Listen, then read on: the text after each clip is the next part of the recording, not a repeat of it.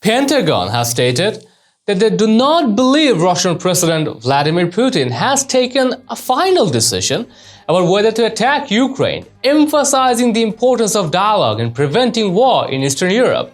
The Pentagon also reaffirmed its commitment to assist NATO countries bordering Ukraine in the event of a Russian invasion, saying the human toll of a conflict would be horrific.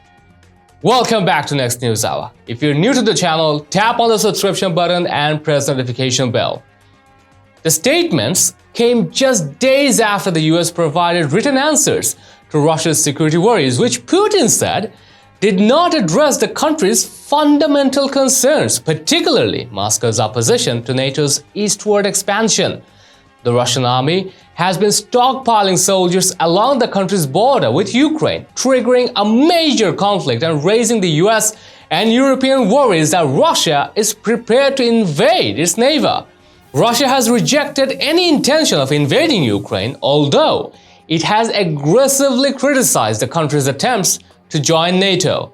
Moscow wants assurances that the US-led alliance would not expand into former Soviet countries, but Washington and NATO have dismissed the proposal as a non-starter while claiming they're happy to address weapons control measures in Europe.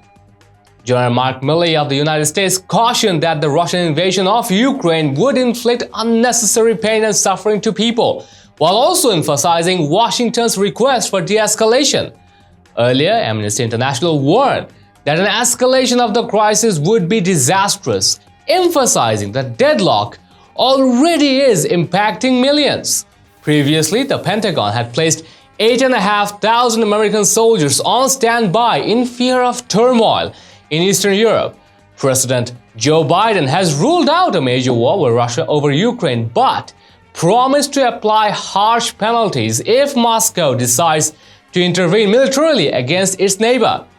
However, the US president has stated that the US will fulfill its sacred obligation to its NATO members with whom it has a collective defense treaty. And in the meantime, the US government has sought a conference of the UN Security Council, of which both Washington and Moscow are full members, to resolve the problem next week. The open meeting is scheduled for Monday, but Russia's UN envoy, Dmitry Polyansky, termed the US proposal for a session a public relations stunt on Friday, hinting that Moscow may ask for a vote to stop the meeting. Well, I'd like to know your thoughts and responses. Share them in the comments down below, and also share this news and show us support through subscribing to our channel. Stay tuned for the real stuff on Next News Hour.